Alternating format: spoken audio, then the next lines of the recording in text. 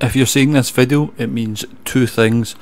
One, Games Workshop have released another teaser for the upcoming Arnor supplement, and I have managed to piggyback on that announcement by dropping this video immediately after I've seen it. In your face, other YouTubers, I got there first. The second thing is, it means that you're interested in starting an Arnor army, but maybe not spending all your pocket money to do so. Now, currently, before I say the re-release, I'm going to assume that Games Workshop are going to re-release the Arnor models to go the supplement, but nothing would surprise me at this point.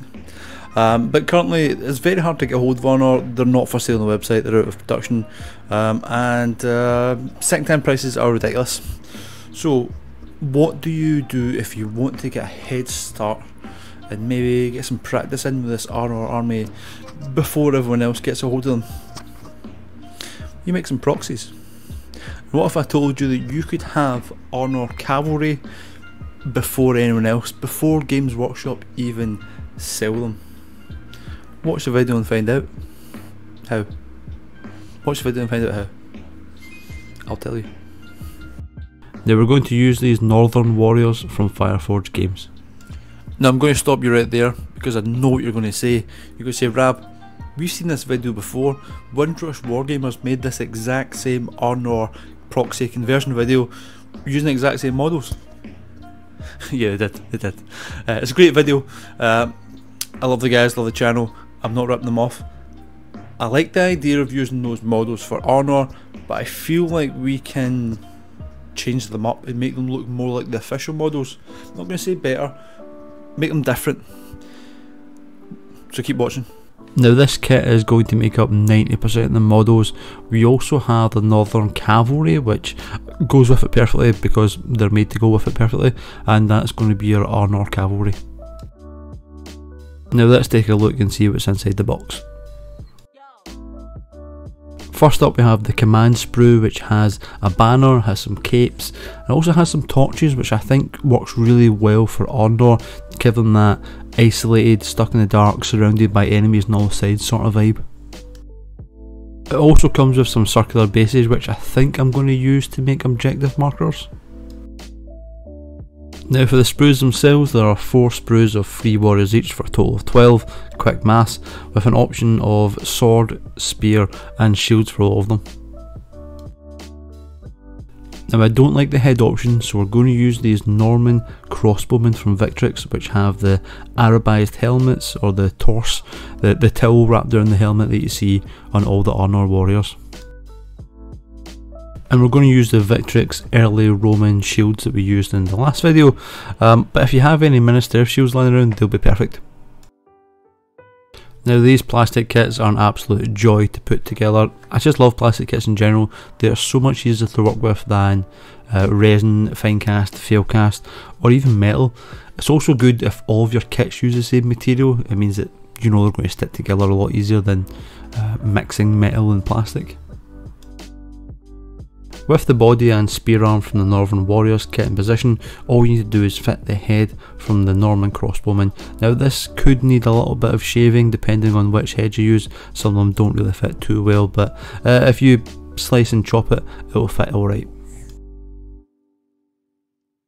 Finally we fit the shield arm from the Northern Warriors, and then we fit the early Roman shields on, and that should give us a slightly accurate looking Arnor model. Now every good army needs a banner, and these Arnorians are no exception. Luckily there's a banner with the command sprue for the Northern Warriors. However, the left-handed options are a bit slim. There's no left-handed swords, so you either have to have a guy pointing, a guy holding a torch, which like I said thematically is quite cool, or a warhorn. Now I know Arnor cannot take warhorns, so I am waiting for the comments of people who have not listened to the whole video, but I'm doing it for fluff. I just like the way it looks.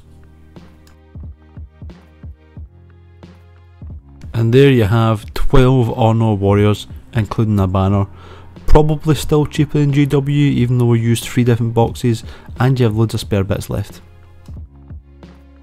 Now onto the cavalry, which I'm sure you all came here to see, because who doesn't want a model before it's officially released?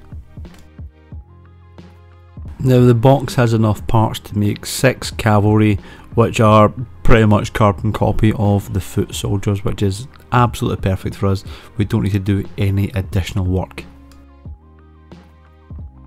Now, I actually hate building cavalry. I know it's ridiculous because I have so many Rohan, but the horses never balance properly. I end up having to use a bunch of milliput to stick them to the base, and I'm not pinning every single horse model that I own. But these were alright. A little bit of plastic glue. Again, this is what's great about plastic. Plastic glue just sticks it right to it with no problem. Yeah, but I still hate building horses.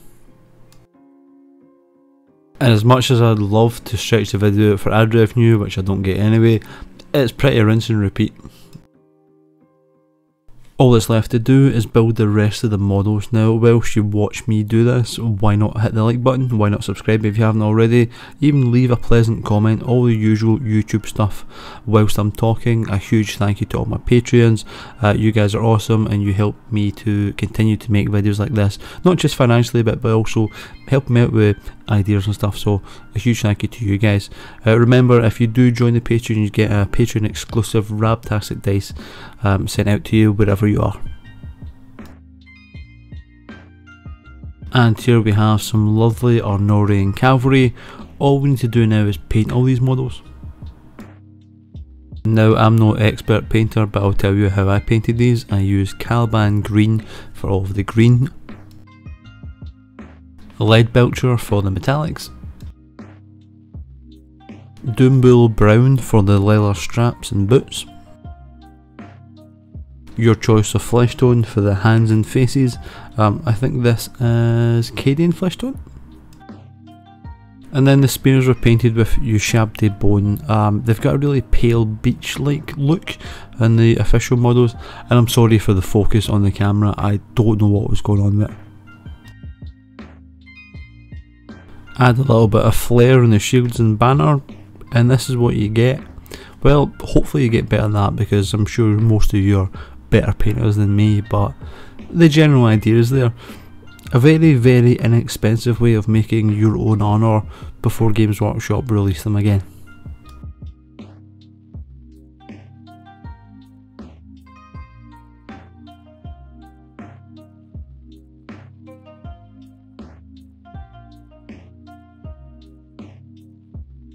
I hope you enjoyed the video, guys. If you did, please hit like, please subscribe if you haven't already, leave a wee comment, all the usual good YouTube stuff, and I'll see you in the next video.